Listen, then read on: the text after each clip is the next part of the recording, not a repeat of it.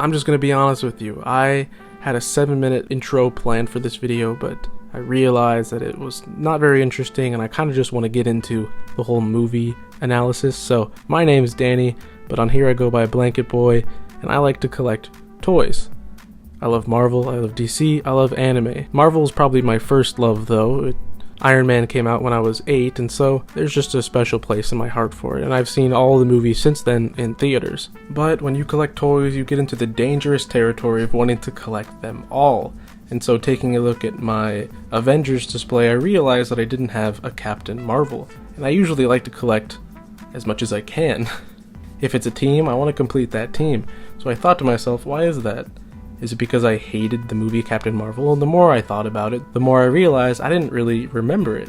So I went back and rewatched it, and I actually really enjoyed it. And then I thought to myself, why is that? What happened? What changed? I googled the directors, and they are Anna Boden and Ryan Fleck. And they have other movies too. We're going to start with Half Nelson, then go on to It's Kind of a Funny Story, and finally, Mississippi Grind. So I hope you enjoy. This song is called Half Nelson, for those times when you're feeling kind of stuck.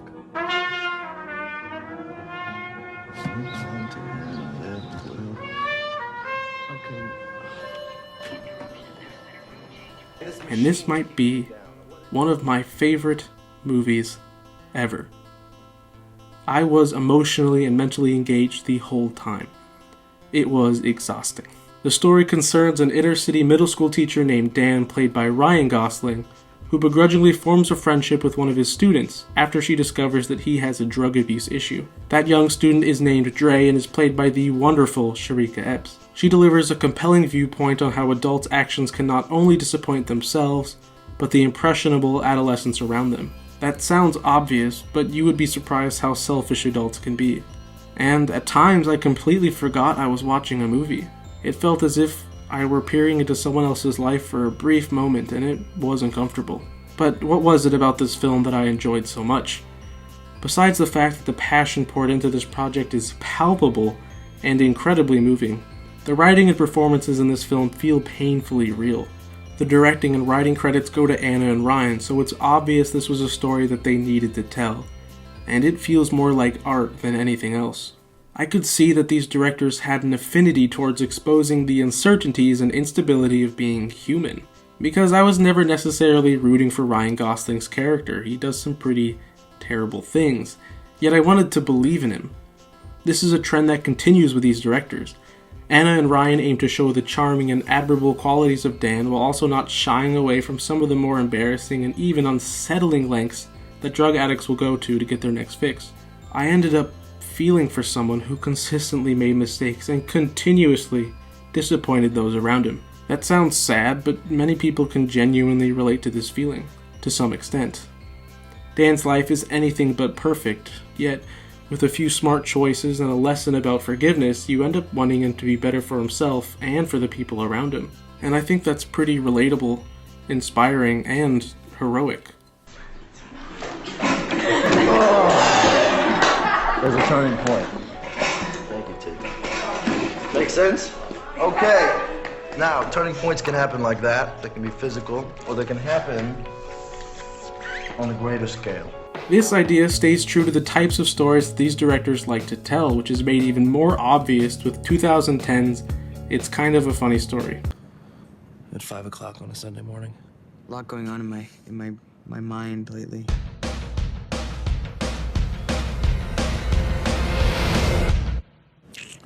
Yeah, gotcha. And this summer school application. Why would you want to be in school in the summer? Pulling away from one gritty reality and moving to another, a completely different reality, It's Kind of a Funny Story tells the tale of a 15-year-old Craig Gilner, who admits himself to a hospital after contemplating jumping off the Brooklyn Bridge. It is revealed that Craig has a lot of pressure at his high school and that anxiety controls his life. Being mixed with adults in the psychiatric ward proves to make this anxiety worse, as he fears his future will play out similarly. But, with the help of Bobby, a seemingly stable adult in the ward, played by Zach Galifianakis, Craig forms genuine bonds for the first time and gains a new perspective. This film may not have the critical acclaim of Half Nelson, but there's still many scenes that have stuck with me. Some of the patients have their comedic moments, which some have argued is disrespectful to people with mental illness. But I would say that, in my opinion, those comedic scenes are always played with a sense of gloomy realism. I could imagine some of these things happening, and again, I believe that this awkward 15-year-old kid existed, just like I believe Dan the teacher existed. This sense of realism comes at a cost of forcing the viewer to feel uncomfortable many times, something these directors are not afraid of doing.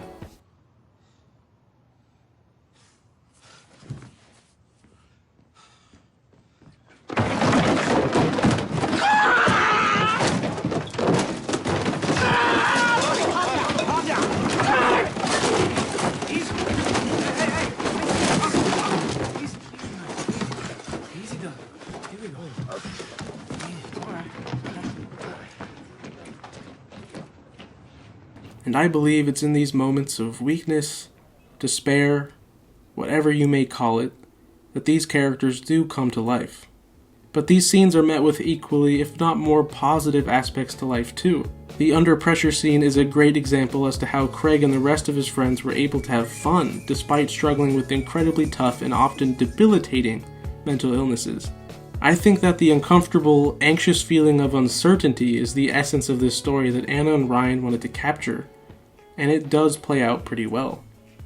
This sensation of uncertainty again feels like a similar quality to Captain Marvel and Carol Danvers' journey of self-discovery, something that these directors have proven to work well with. The journey.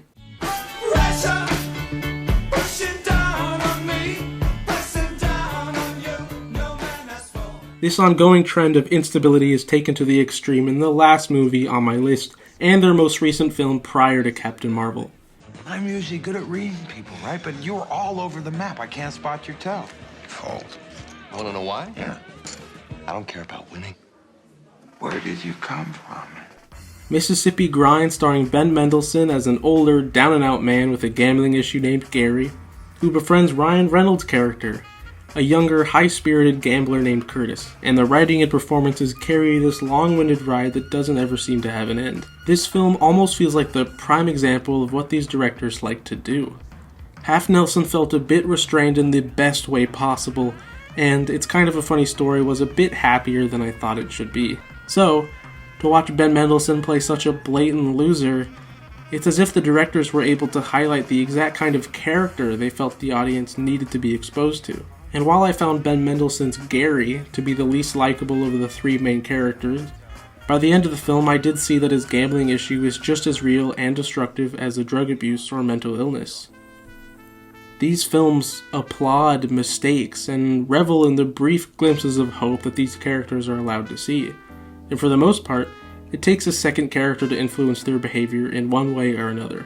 Dan has Dre, Craig has Bobby, and Gary has Curtis. That's just storytelling. But I think that by not physically being alone, these protagonists all regain hope because for the first time ever, they don't actually feel alone. They don't feel alone in their journey of mistakes, they don't feel alone in their disappointment, and they finally have someone to share their small successes with. The films themselves are similar in that they are an example of how powerful it can be to just be there for someone. Which is why these films all sort of end the same way, with a slight glimmer of hope, without the cliche they lived happily ever after. Because it's not 100% sure that they will. All of these characters still have trials to face. We just got to see their turning point.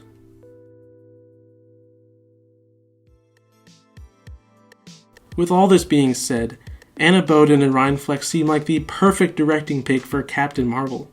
So how does all this manifest in the film? It's the reason you're here, and I'm about to talk about it. Because here's the thing. I don't think Marvel would have let them make any of the movies previously mentioned. One, because they are interpersonal stories that require a lot of attention from the audience. So, not a kids movie. And two, because those films didn't make a lot of money. Why would Kevin Feige, the god of Marvel's success, hire these directors? I think it's because he saw the same thing I did. To briefly talk about the comics. For the longest time, Carol Danvers has been Miss Marvel, and she got her powers by the original male Captain Marvel, Her story has been somewhat all over the place in the comics, having her own Miss Marvel run for a little bit, then joining the Avengers but causing issues, then being sent to Limbo, and it gets weirder from there. It wasn't until 2012 that Marvel revamped the character and finally gave her the title Captain Marvel. And after having read some of those issues, from what I can gather, Carol Danvers is a tough, no-nonsense individual who sometimes bites off far more than what she can chew. It's endearing. Still, the inspiration of this hero lies with her history and how she uses her powers to the best of her ability. She's passionate and wholeheartedly believes what she believes. The character in the comics is very controversial at times too, even starting up another Civil War arc with Tony Stark. I know. Imagine believing that what you think is more right than Tony Stark. Only one other guy has done that. So, in actuality, Brie Larson seems to have been the perfect casting for this role, since she has literally divided the fanbase. Some people love her, many hate her, and others sort of just like the MCU movies. Now, very briefly, Brie Larson doesn't deserve the amount of hate that she's gotten. However, there is no doubt that Brie Larson comes off as unlikable in some of these interviews. I think it's just because she's awkward, she was new, and, people were picking on her. She doesn't get her sarcasm right sometimes, and I think it's not an accurate representation of her. But getting back to the film, this movie feels like a tug-of-war between what the directors wanted and what Marvel Studios does. Marvel very rarely likes to show off the real flaws of their heroes. Even when Tony Stark is being a dick, he's still kind of cool and charismatic, and that's why we love him. Whenever a villain has a justified reason for doing what they do, they're still categorized as being a villain. It is rare when Marvel gets to highlight their villains, and that's why a lot of people's complaints with these movies are the weak, unmemorable antagonists. This is where Captain Marvel attempts to flip everything on its head, and I think it worked out okay. I'll start by talking about the things I liked about this film. The chemistry between Carol and Nick Fury is undoubtedly the best part about this movie. Some have said that it was only Nick Fury that was good and he stole all the scenes, but I think they were both necessary in order to get his jokes off right. And I like how Nick is the comedic undertone to all these scenes. This could have very well been a fish-out-of-water movie like Wonder Woman, where Nick has to show a dewy-eyed Carol what Earth is like and all the funny bits come from her not understanding. But instead, she's kind of a hard-ass that doesn't care, and Nick really likes that about her. She doesn't question everything and is mission-oriented. Carol has some great jokes in this too, like, does announcing your identity on clothing help with the covert part of your job? And so does Nick. You sat there and watched me play with tape when all you had to do was... I didn't want to steal your thunder. And I could easily just watch these two for 2 hours and think it was an amazing ride. I also like the Skrulls, which is something I didn't like the first time I watched it. Ben Mendelsohn does an amazing job with this character, and the Skrulls are villains by name alone, and it is revealed that everything is not what it seems. I think this is why these directors were chosen, because they're good at the whole gray area thing. They understand how to show off both the heroic and terrible aspects to their characters, and an intergalactic war seemed like the perfect place to do that. Now, getting to some things I didn't like, and I really don't like the opening act with Jude Law. I just don't really like Jude Law in this. And I also don't like her super marketable assassin team. I mean, I guess the action on the recon mission is cool and all, and establishes the Skrulls, but doesn't pay off that well to me. Carol gets kidnapped, which progresses her story, but her whole Kree assassin team plays little to no role in the film. Jude Law does a job with Yon-Rogg. It's not a good job, it's not a bad job, it's just a job. There are a few deleted scenes that make him a lot better though, and I still don't know why these scenes were cut. My favorite is where we get to watch what Yon-Rogg sees when he meets the Supreme Intelligence, which takes the form of whoever you admire the most. And Jude Law sees himself. And I thought that was pretty edgy and cool, and I would have liked to see that in theaters. This movie gets a lot better, however, when Carol gets to Earth, and all my favorite scenes take place there. And from there, this movie is kind of solid for me. I don't have that much to say other than it flows well and the story is pretty tight. But here's the thing. Captain Marvel could have been the most innovative and adult Marvel film, but I think it's more Marvel-y than anything else. I also think that the timing of this film really didn't help its case, This movie is nowhere near as bad as people say, yet it came at a time where people only really cared about Thanos. So I urge you to watch this movie again, not associated with the Avengers, and just enjoy it for what it is. Because it is a fun film, and there are bits and pieces of it that are truly remarkable. My goal was to learn to love Captain Marvel, and there are 2 scenes that have stayed with me even after the weeks it's taken for me to write this. The first one being when Carol learns the truth. And yeah, it gets a bit goofy when this alien man just sort of appears, but even so, I really like this. Again, it's one of those few scenes where I don't really think I'm watching a movie, but I'm actually just standing there in the field with these characters. In fact, all of the scenes really was just the characters sitting around living and talking and making dinner and hanging out.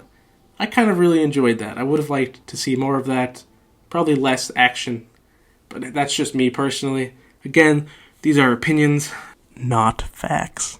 The other scene that has stayed with me all the way up until now is the final battle. Because the final battle between Yon-Rogg and Captain Marvel is actually refreshing. Hear me out. I'm a diehard shonen fanboy, a type of anime about characters that always push past their limits and have epic battles. So to watch Carol just obliterate him was way better for her character than if she were to just fight him without her powers. And that's coming from someone who actually enjoys all these stupid superhero fights. But I think I don't always need to see a one-on-one with the antagonist. Marvel does it so often and it's never that innovative. Only sometimes these superhero movies utilize the final battle, but I'm glad Captain Marvel didn't. Captain Marvel, Brie Larson, hell, the whole birth of Marvel Studios is based on the premise of we have nothing to prove. Sometimes it's easy to forget that this mega franchise studio was facing bankruptcy only a few years prior to its huge success. They really do have nothing to prove. And what happened was, I actually like this movie now. And that's all I wanted to accomplish. I have a new respect for the ambition these directors have, and to make a happy ending, I was finally able to add a Captain Marvel figure to my Marvel movie collection. And that's the end of the video. Here is the Mezco 1/12 Captain Marvel. It looks fantastic. I'd give this a 10 out of 10. And I want to thank Natalie here for helping me with this video and supporting me for this long, drawn-out video progress that it's taken me 2 months to... Yeah. It's taken me a long time to make this video, so I want to thank you. And I hope you enjoyed. Yeah, I hope you enjoyed. I'll see you in the next one. Peace.